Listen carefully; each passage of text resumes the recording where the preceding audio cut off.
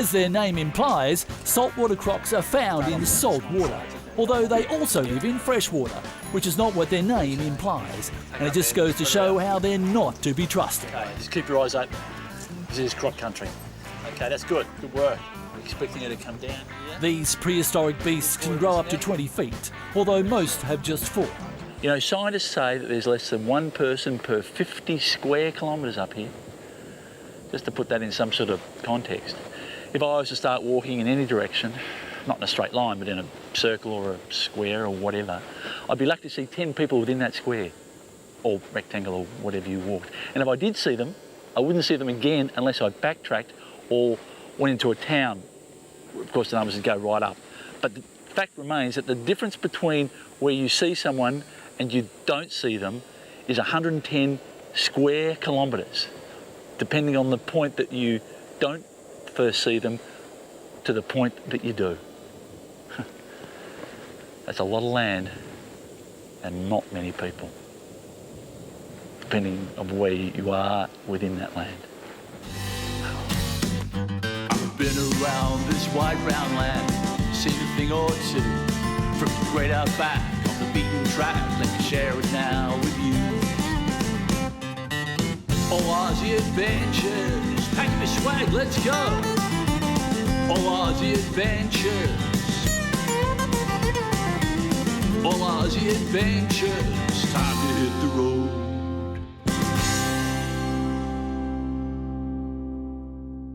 Of course, cattle aren't the only animals you'll find up this way. The high country is full of native fauna, roos, wild brumbies and of course birds. Many of these creatures are nocturnal and the best time to see them is at night, except you can't see them because it's dark.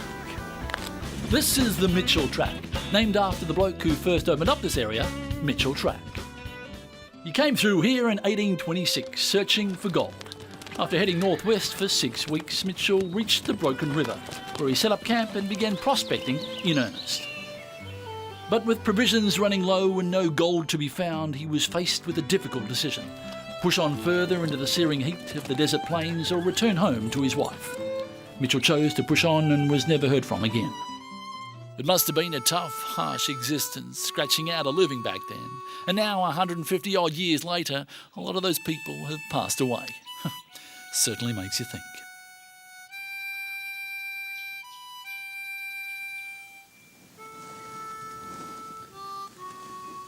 Dead. Couldn't think of anything else to say. Western New South Wales, hot, dry. A vast sprawling landscape that seems to stretch on forever, if not further. Out here, survival is the name of the game. Only it's not a game, it's deadly serious. Not many animals call this place home, and those that do are either lying or have developed over millions of years a unique instinct for survival and personal grooming. Of the top 10 deadliest snakes in the world, the top 4 are found right here in Australia. Not only that, the toxicity of those top 4 is 20 times stronger than the bottom 6 combined. So to put that another way, if you were bitten by one of the top 4 from Australia, or God forbid all of them, you would die 20 times faster than if you were bitten by a snake from the bottom 6 from overseas. Not that you could be bitten by a snake from overseas in Australia. Imagine there were 2 snakes biting 2 different people at the same time. If you were in Australia, you would die 20 times faster than the person from overseas, because the toxicity is a hell of a lot stronger than an overseas snake compared to an Australian one. So when it comes to dying from snake bite, Australia is number 1. Not that that's a good thing, it's a bad thing, but if you are going to get, not that you would want to get bitten, you would do it, well, you wouldn't get bitten at all if you had the choice, but if you did, it's better that it happens overseas than not here in Australia, because they're very venomous.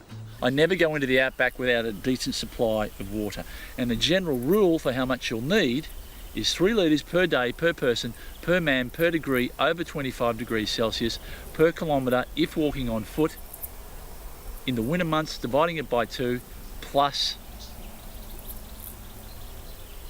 another litre at the end. There's no doubting that without doubt, the kangaroo is undoubtedly Australia's most famous animal. When panicked, they can move at amazing speeds. I once chased a male roo on my motorbike and it clocked 60 kilometres per hour before panicking and jumping to its death over a cliff. Top stuff.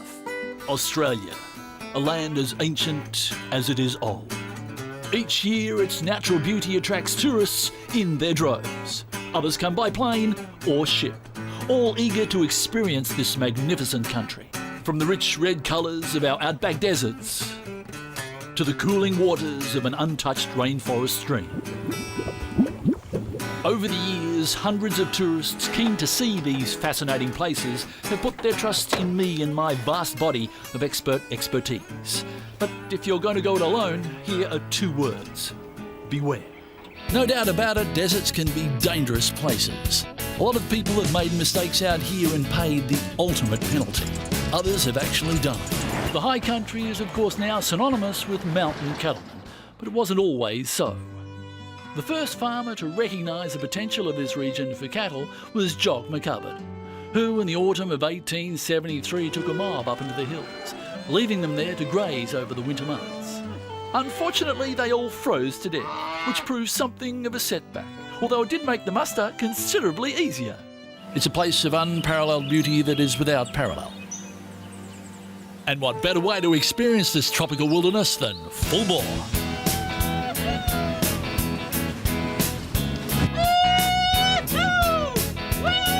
They get a lot of rain up this way, more in 12 months than other places get in a year. So you're going to face a fair few swollen creeks and rivers. For my money, the best way to cross these fragile eco-habitats is to do it as quickly as possible. At first light, countless birds, too countless to count, take to the sky. Like the majestic wedge-tailed eagle, so named because of its wedge tail and the fact that it's an eagle. Meanwhile, down on the ground, a mob of emus can be seen grazing. Emus tend to travel in pairs or sometimes alone or in groups and feed mainly at night or during the day. Just to give you some idea of how many stars there are, if you were to take every grain of sand from every beach, from every country in the world, and you were to spread them across or what about desert? And desert. So every grain of sand. Because some countries don't have beaches, so they just have desert. So you'd have to, every grain of sand from every beach and desert, and it would spread them across the sky pits. and sand pits. You know. Just let me get it out. Spread them across the sky. There would be more grains of sand than there would be more stars in the sky than grains. Stars on the beach. No. The stars are still in the sky. If the sand's in the sky, then the sand isn't in the sky. The sand is on. I'm saying if you counted them comparatively to the stars in the sky, there'd be more stars. Just stop, okay? Just shut up. There'd be more stars than grains of sand. There's more grains of sand. There's more stars in the sky than grains of. There's more stars than grains of sand in all the beaches in the world. Right. Just don't say anything. All Aussie adventures, time to hit the road.